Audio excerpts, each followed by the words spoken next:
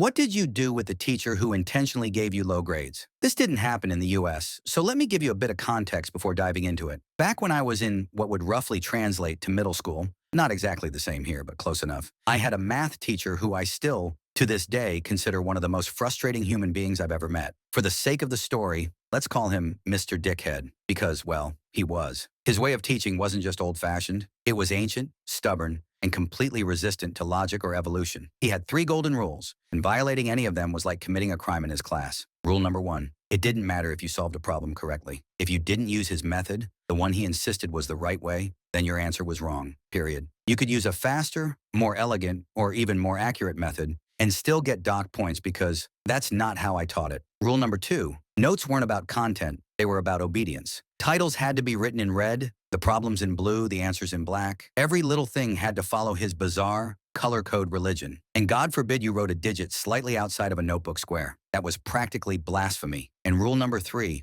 show every single step. It didn't matter if the step was trivial, like writing 2 plus 2 equals 4. If you skipped it because, you're a human with a functioning brain and you don't need to spell out basic arithmetic, you'd lose points. I was never the most organized student when it came to taking notes. My notebooks were messy, but they made sense to me. I wrote in a way I could understand later, and it worked. Every test I took, I nailed almost every problem. Sure, maybe I missed 1 or 2 during the whole year. Nobody's perfect. But overall, I was solid at math. But none of that mattered to Mr. Dickhead. He started slicing away points for the most ridiculous reasons. Not using his preferred method, not writing in his sacred colors, not expanding on calculations that any normal person could do in their head. It didn't matter that my answers were correct. To him, what mattered was that I hadn't done it his way. And so at the end of the school year, the last year of middle school, mind you, Mr. Dickhead failed me. It wasn't about my understanding of math. It wasn't even about my performance. It was about his ego and his obsession with control. And because of that, my entire future was suddenly thrown off course. When I say his decision screwed up my future,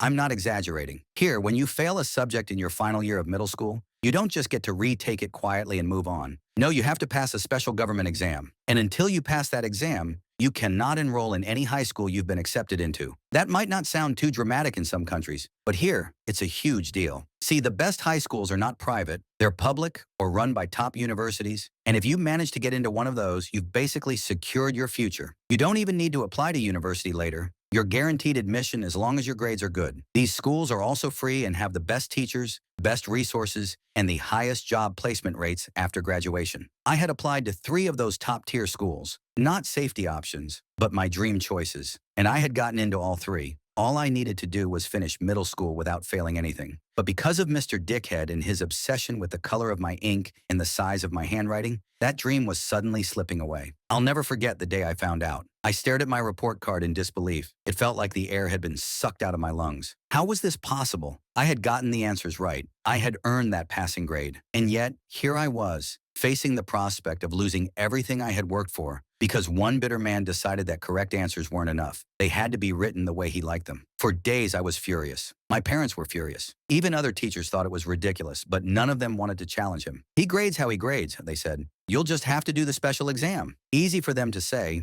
Their futures weren't on the line. I tried to talk to him. I asked him if there was any way he could reconsider, if he could at least give me the minimum passing grade, a 6 out of 10, which is all you need to move forward. I explained how much this meant to me. I told him about the high schools I'd been accepted to. I even swallowed my pride and admitted that yes, maybe I hadn't done things exactly how he wanted, but surely the results mattered more than the presentation, right? He looked at me with that smug, self-satisfied face and basically said no. It wasn't about fairness for him. It was about control. It was about power. And that's when something in me snapped. I realized I had 2 choices. I could accept his injustice and let it derail my life, or I could fight back and make him regret ever underestimating me. That night, I lay awake in bed, replaying every unfair comment he'd ever made, every ridiculous point he'd ever taken away, every arrogant smirk he'd given me when I dared question his methods. And I made a decision. The next day, I waited until the classroom was empty, walked up to him, and looked him straight in the eye. My voice didn't shake. I wasn't angry anymore, just cold and certain. See, teacher, I said, you have 2 options. You can either pass me now with a 6 and let me move on,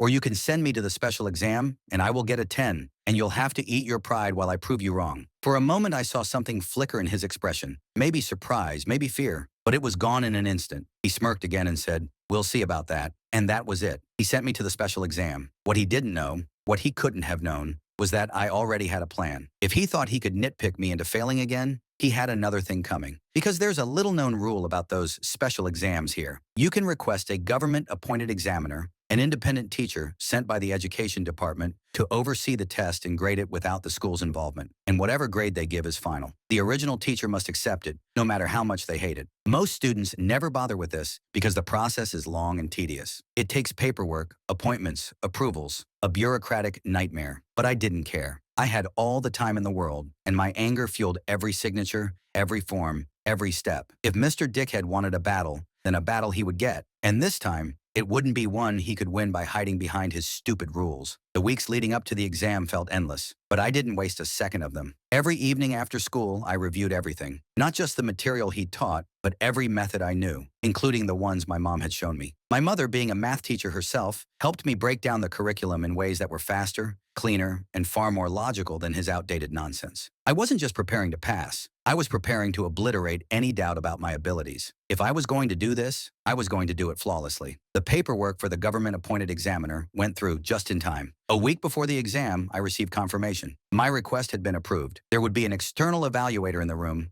Mr. Dickhead wouldn't have the final say. For the first time in weeks, I slept peacefully. Then the day came. The air in the exam room felt heavier than usual, as if even the walls knew something significant was about to happen. I walked in early, my backpack neatly packed, pencils sharpened, and formulas etched into my memory. A few minutes later, the door opened, and there he was, the government agent, a tall man with sharp eyes, carrying a clipboard and a sealed envelope. He introduced himself briefly, shook hands with the school principal, and then took a seat at the front of the room. I saw Mr. Dickhead arrive shortly after. He wasn't smiling. In fact, for the first time ever, he looked unsettled. He hadn't expected me to actually go through with the request, and now he was no longer in control. When the papers were handed out, I felt a strange calm settle over me. I read the questions once, then again, and smiled. Every problem on that page was something I could solve in my sleep. Some were so basic they felt insulting. I took a deep breath and began writing. I didn't just answer the questions. I explained every step with clarity. I used multiple valid methods where possible, even showing alternative solutions. And yes, I wrote neatly, methodically, and without skipping a single detail. If this exam was going to define my future, I would make it undeniable that I deserved to pass. Time flew by. When I put my pencil down, I knew I had crushed it. I stood, walked to the front of the room, and handed in my paper. Mr. Dickhead reached out to take it, but before he could touch it, the government examiner extended his hand and said calmly, "I'll take that." The teacher froze mid-gesture. It was a small thing, but in that moment, I knew the balance of power had shifted. The examiner began grading right there in front of both of us. The room was so quiet I could hear the ticking of the clock. I watched his eyes move steadily across the pages, nodding occasionally, making small marks in the margins. After several minutes, he put down his pen, flipped to the cover page, and in a single bold motion, wrote a large, unmistakable red 10 at the top. "Congratulations," he said with a small smile.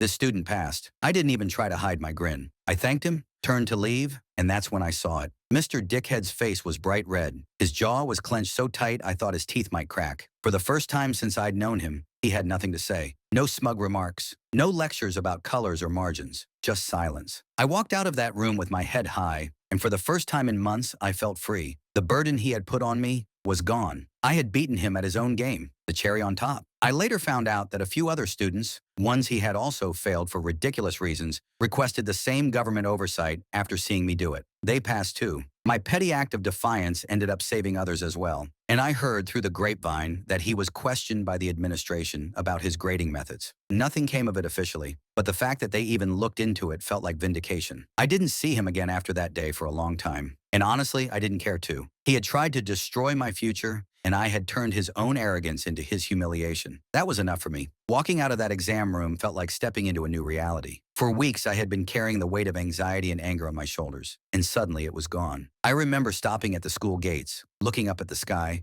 and laughing to myself. It wasn't loud or triumphant, just a quiet, relieved laugh. I had done it. I hadn't just passed. I had demolished every excuse he could have used against me, and he knew it. The next few days at school were different. People whispered when I walked by. A few classmates who had thought I was too confident before now looked at me with something closer to respect. One of them even stopped me in the hallway to ask how I'd managed to get a government examiner involved. I didn't give them the full story, just said that it was possible if you were willing to go through the paperwork. What I didn't say was that it had taken hours of reading bureaucratic nonsense, filling out forms and calling offices, but every signature and a stamp had been worth it. It wasn't just about passing math. It was about proving that people like him, petty tyrants hiding behind titles, couldn't crush students just because they felt like it. I saw Mr. Dickhead once more before the year ended. He didn't look at me, not once. He passed me in the hallway, eyes fixed somewhere over my shoulder, pretending I didn't exist. I almost felt sorry for him, almost, because I knew that every time he saw me, he'd remember that red 10 written in front of his face, and he'd remember how powerless he'd been to stop it. The school year ended soon after. Because of his failure,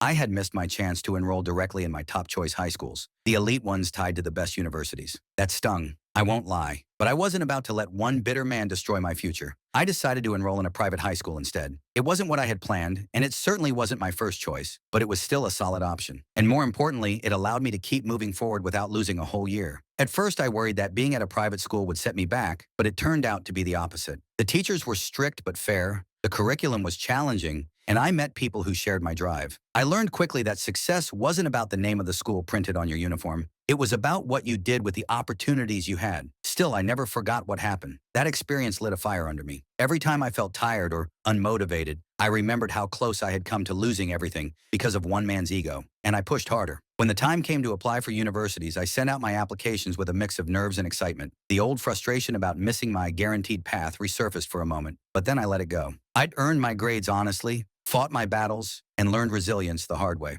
And then, one day, the letter arrived. I had been accepted into my first choice university. I stared at the envelope for a long time before I opened it. When I finally did, I just sat there in silence, holding the letter and letting the weight of everything that had happened sink in. I had done it, despite the detour, despite the setbacks, despite Mr. Dickhead. I had made it. It wasn't the fairy tale ending where I marched back into his classroom, waved the acceptance letter in his face, and delivered some epic one-liner. Number. Life isn't a movie. I never even spoke to him again. The last time I saw him was years later, on a bus, heading back to the same school where he had once tried to fail me. He looked older, smaller somehow. I didn't say a word. I didn't even make eye contact. I just walked past him and kept going. Because that's the thing about revenge. The best kind isn't loud. It isn't dramatic. It's quiet. It's walking away with your head held high, building a future they said you couldn't have, and never needing their validation again. And in a way, he did teach me something, just not the lesson he thought he was teaching. He taught me that authority doesn't always mean right, that standing up for yourself matters, even if you have to go through mountains of red tape to do it,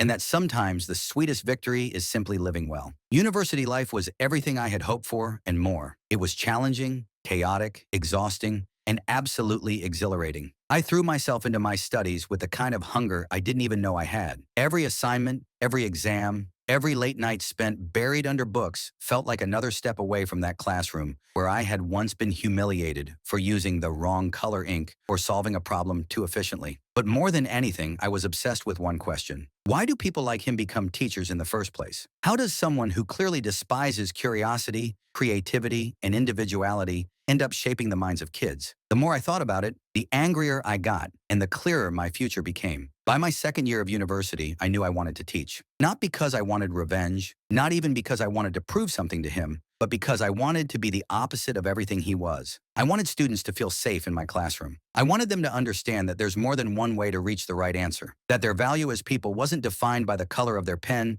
or how neatly they wrote their notes. I didn't choose math as my field, not because I hated it, but because I wanted to explore something that had always fascinated me even more: forensic science. But math remained a huge part of my life, a kind of silent backbone to everything I studied. And every time I used it, every formula, every equation, I silently thanked my mother for teaching me better methods than the ones he had forced down our throats. My first teaching experience came in my final year of undergraduate, as a part-time assistant in a high school science class. I was terrified the first day, palms sweating, heart racing, but the moment I saw those curious faces looking back at me, I felt something shift. This wasn't about power. This wasn't about being the authority. It was about sharing knowledge, about guiding instead of controlling. I swore to myself that I would never become the kind of teacher who punished curiosity. So when a student solved a problem in a way I hadn't expected, I praised them for their creativity instead of marking them down. When someone struggled, I didn't shame them. I helped them figure out why and how they could improve. And when someone asked, "Why do we have to do it this way?" I didn't snap at them. I explained, patiently, thoroughly, because that was what I had needed when I was their age. Over time, I became the teacher students sought out even when they weren't in my class. They came for advice, for help, sometimes just to talk. And every time a student thanked me for being patient, for not making them feel stupid, I felt a quiet sense of healing inside me, like every kind word was stitching closed an old wound that man had left. I even had students who struggled with note-taking, just like I once had. And I told them exactly what I wish someone had told me back then. Your notes are for you. They don't need to impress anyone. As long as you understand them, that's what matters. It was in those moments I realized something important. Mr. Dickhead had shaped my life, just not in the way he wanted. His cruelty had set me on a path to becoming the kind of educator he could never be. And ironically, every time I helped a struggling student find their confidence again, a small part of me was grateful for that old humiliation. Without it, I might never have become the teacher I was now. I never saw him again after that day on the bus, at least not in person. But I carried him with me everywhere I went. Not as a scar, but as a lesson, a reminder of the kind of person I refused to become. Years later, I sometimes catch myself smiling when I walk past a classroom and hear laughter instead of silence. When I see students debating ideas instead of fearing mistakes. When I notice someone solving a problem in a way that's completely different from mine and completely valid. That's when I know I've truly won. Because the greatest revenge isn't seeing someone punished. It's living a life they said you couldn't have and doing the work they never could. I used to think closure had to be loud, a public apology, a dramatic reckoning, a moment where the villain finally admits he was wrong and the room applauds. Real life isn't like that. Real life gives you smaller endings, a bus window, a passing glance, and the soft realization that you don't need anything from the person who tried to derail you. Years after that exam, I saw him again. I was headed to campus. He was on a crowded bus, shoulders slightly hunched, clutching a worn leather briefcase. For a second, our eyes almost met, but I looked away. Not out of fear, out of disinterest. He didn't matter anymore. I had papers to submit, students to mentor, a future to build. He was just a man riding a bus to the same school where he had once tried to make the color of my ink more important than the logic of my mind. My mother's line came back to me, the one I hated in the moment and later understood. Bad teachers also give you lessons. It's infuriatingly true. He taught me how fragile a young person's future can be when the wrong adult stands between them and a door. He taught me to document, to learn the rules, to use the system that was supposed to protect me and make it do exactly that. He taught me that correctness without conformity will always threaten people who worship procedure. And he taught me what kind of teacher never to become. The strange thing about changing directions is that the detour often becomes the road. I didn't end up in one of the elite high schools that fast-tracked you into a university without applications. I walked the long way around. Private high school, competitive exams, essays, interviews. I got my first choice university anyway. And the day I received my acceptance, I laughed. Not because I'd beaten him, but because the universe had reminded me that nobody's stamp of disapproval is stronger than consistent work. University turned into research, and research turned into teaching. Somewhere in the middle, I found my field. Or maybe it found me. Forensics isn't just lab coats and microscopes. It's the discipline of making sense where others see noise. It's the refusal to accept because I said so as an explanation. It's proof measured in methods, not moods. The more I sank into it, the more I realized how much of myself had been arguing against that math classroom long before I had the words. Students came and went. Some were brilliant, but didn't know it yet. A kid with cramped handwriting apologized that his notes were ugly. I told him, the only ugly note is the one you can't use. A girl cried over a red grade because she'd solved a problem the wrong way in another class. I asked her to show me how she thought, then wrote excellent method across the top and walked her through how to defend it. A senior asked if it was worth appealing a ruling that felt unfair. I taught him how to file, whom to CC, where the rules live, and how to speak in the system's own language. He won. Watching him grin in the hallway, I recognized the feeling that had carried me out of that exam room. Not triumph over a person, but proof that the gate is not the garden. Every so often, someone asks if I'd confront my old teacher now. Send an email, show him my CV, rub success in his face. I never feel the impulse. Revenge is fueled by attention. Indifference is powered by distance. The more you build that distance, the quieter the past gets. And then all that's left is the work. The work took shape. Conferences, peer review,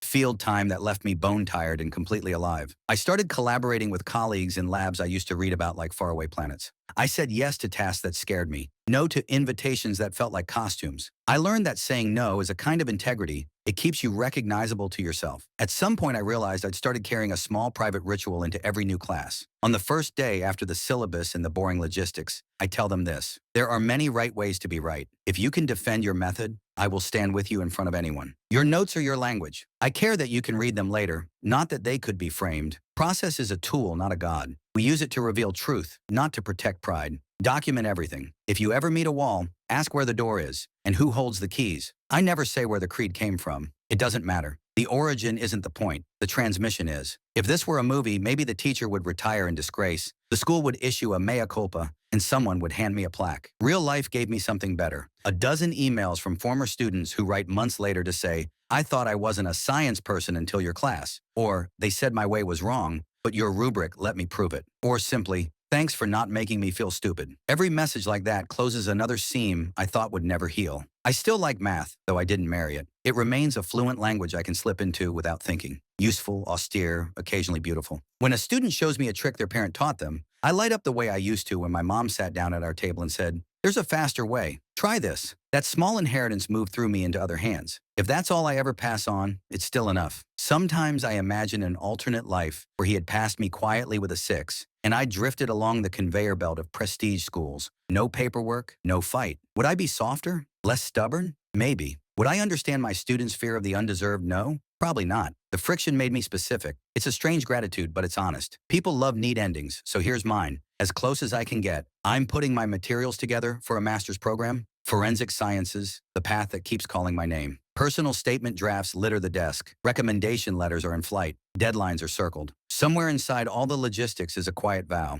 to keep building rooms where proof matters more than posture, where the method bends to the mind and not the other way around. I don't expect to see him again. If I do, I'll probably do what I did on the bus. Walk past without slowing down. Not out of superiority, out of peace. He taught me an unintentional lesson, and I did something with it. That's where our stories part. If you're a student reading this and you've met your own version of him, here's the only advice I trust. Learn the rules so you can use them. Collect the allies who believe you, write the methods that fit your mind, and make the gatekeeper irrelevant by outgrowing the gate. The detour is still a road. Walk it long enough, and one day you'll look up and realize it became the only way you could have arrived here. And if you're the kind of teacher who needs the answer written in a specific color to believe it's true, I hope you meet a kid who refuses to break themselves to fit your box. And I hope you learn from them before the system has to teach you. As for me, I'm printing another draft, brewing coffee that's probably too strong, and polishing a paragraph about the day I learned that fairness sometimes has to be requested, stamped, and signed. Wish me luck with the masters. I'm not counting on luck, but I'll take it. Bad teachers also give you lessons. Mine gave me one I'm still using.